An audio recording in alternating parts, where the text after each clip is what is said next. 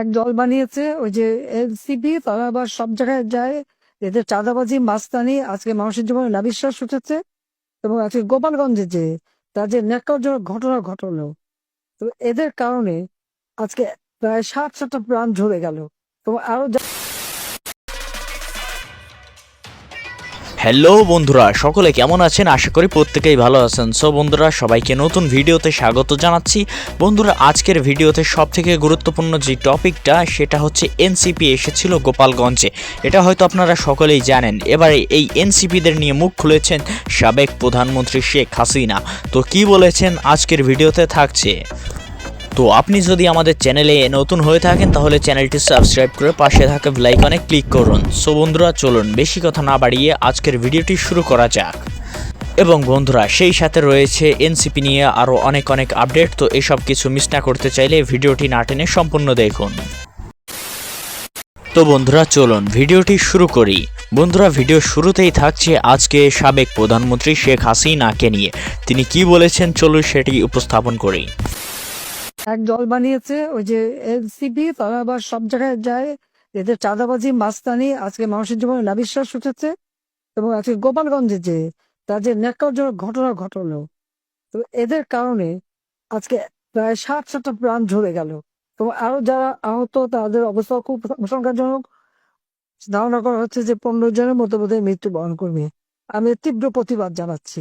এবং সারা বাংলাদেশে আমাদের যারা গণতন্ত্র এবং স্বাধীনতা বিশ্বাস করে, যারা মানুষের অধিকারে বিশ্বাস করে, যারা গণতন্ত্রে বিশ্বাস করে, প্রত্যেককে আমি অনুরোধ করবো যে এই দুঃশাসনের অবসান ঘটানোর জন্য আজকে এই ছাত্র হত্যা করে আজকে ইউনূসের হাত ছাত্রদের রক্তে রঞ্জিত এবং তাদের আন্দোলনের নামে যারা জীবন দিয়েছে সবগুলি হচ্ছে ইউনূসের মেটিকুলাসলি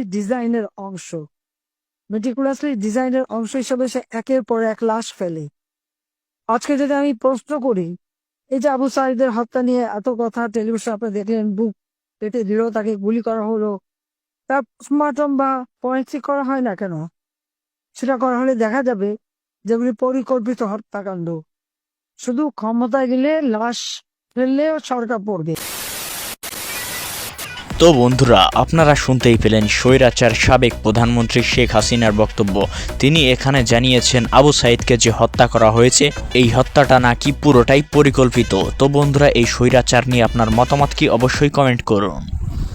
এবং বন্ধুরা, সব থেকে গুরুত্বপূর্ণ যেই আপডেটটি সেটা হচ্ছে গোপালগঞ্জে কিন্তু এখন জায়গায় কারফিউ জারি করা হয়েছে এবং অনেক জায়গা থেকেই গ্রেপ্তার করা হচ্ছে গোপালগঞ্জের অনেক নেতাকর্মীদেরকে, বিশেষ করে যারা আওয়ামী লীগ করত।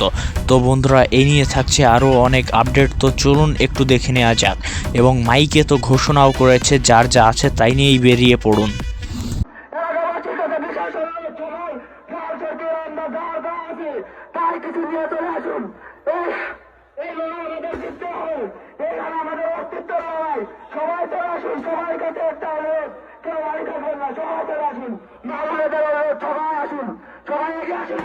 এবং বন্ধুরা, সব থেকে বড় কথা, আমরা জেনেছি যে গোপালগঞ্জে মাত্র 3 জন মারা গেছিল, কিন্তু বন্ধুরা এটা সব থেকে বড় মিথ্যা কথা। কারণ 17 জনের উপরে মারা গেছে শুধু এই ঘটনাতেই। তো এ নিয়ে আপনার মতামত কি অবশ্যই কমেন্টে জানান।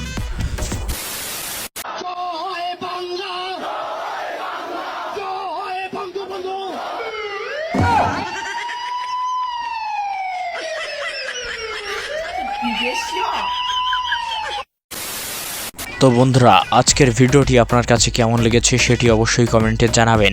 এবং ভিডিওটি ভালো লাগলে অবশ্যই ভিডিওতে একটি লাইক দিবেন এবং চ্যানেলে নতুন হলে সাবস্ক্রাইব করবেন। তো বন্ধুরা, দেখা হচ্ছে পরবর্তী ভিডিওতে। সে পর্যন্ত সবাই ভালো থাকুন, সুস্থ থাকুন। আল্লাহ হাফেজ। এবং এই ভিডিওর কোন পার্ট নিয়ে আপনার কী মতামত বন্ধুরা সেটি অবশ্যই কিন্তু কমেন্টে জানাতে ভুলবেন না। তো দেখা হচ্ছে পরবর্তী ভিডিওতে। সে পর্যন্ত সবাই ভালো থাকুন।